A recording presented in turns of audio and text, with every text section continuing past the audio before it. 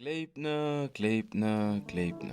I just have to say, guys, Gleipnir was a much needed break for the anime community. I mean, we had so many of our shows pushed back, and in my mind, I was like, dang, is this season even gonna be worth a watch? You know, in terms of like shonen, I really do feel like Tower of God really did carry the season. But that's in terms of shonen, because, I've been slacking on my slice of life, romance, rom-com, all that shit. Yeah, but I'll get back to my grind soon, don't worry. The main question is, where does Gleipnir stand amongst all this? Is it worth a watch or you're just wasting your time? Stick around till the end and you'll find out. Wait. Before I do get into this video, I just have to say disclaimer. If you're a sensitive viewer who does not enjoy watching gore anime and despises the thought of watching a blood-filled anime, then Gleipnir is not for you. Please do proceed in exiting this video. Thank you. じゃあ行ってくるね。ララ頑張って。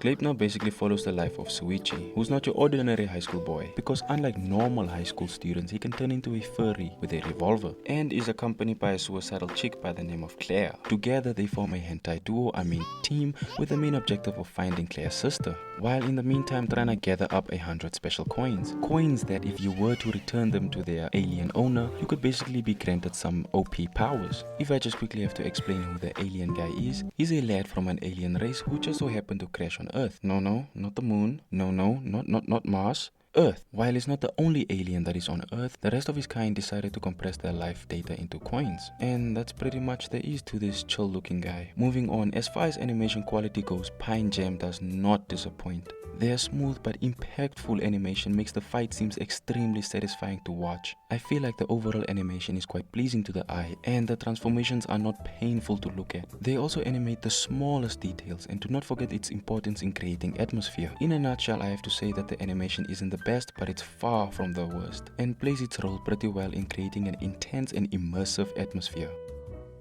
When I first glanced at its cover arts, Gleipnir did give me the impression that it was just another regular furry type anime, but it's much more deeper than one would think. Gleipnir is the type of anime to leave you with questions asking why do certain things happen. Take this guy for example. I swear they only gave him 2 episodes worth of character development. He's one evil bastard, but his background story is just so sad that you can't help it but sympathize with him. Like really, dang. I hands down would want him as a best friend. Hey, before you start judging, go watch Gleipnir and then you'll understand what I mean.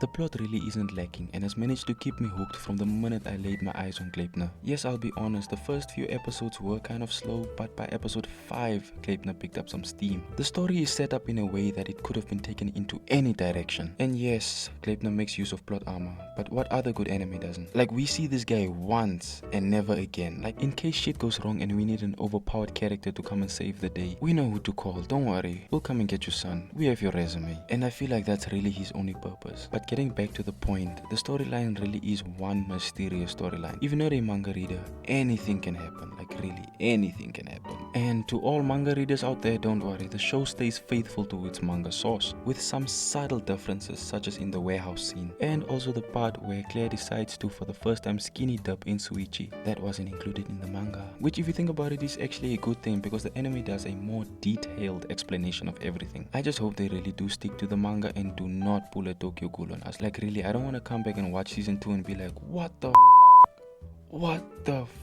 am I watching? Like really, is this like a abridged version? Is this like a OVA? The fuck is this? However, no need to worry with Gleipnir because Tokyo Ghoul was 1 in a million to be honest. Gleipnir isn't the first of its kind, but it is the first of its kind to pull off so many things in the right way. This show knows how to create some pretty intense atmosphere, whether it be a high octane fight or an intense and imminent situation. It succeeds in getting the viewer to the edge of their seats. Not only that, but it also knows when to loosen the restraints on its very serious plot, and thanks to that we get to see cute slice of life moments between Claire and Suichi, a sort of relief from the intense plot. But that's not to say that the show is perfect, and I have to be honest here, Gleipnir has its flaws. One would be the first episode. Like the first episode, everything about it just felt forced to me. Like Claire blackmails Suichi into helping her by keeping his phone hostage. At this point, a true OG would have been like, bitch, if you don't give my phone back, you gon' see what I'm made of. I'm joking guys, please don't ever lay hands on a woman. And secondly, and also my last point for this, because I don't want to make this video too long. Thanks to some faulty writing, we have two completely different people who make such a perfect team. Like, how does that work? Like, really, how? But apart from those 2 points, with the overall aspects and work the show brings to the table, it's safe to say that Gleipnir is worth the watch.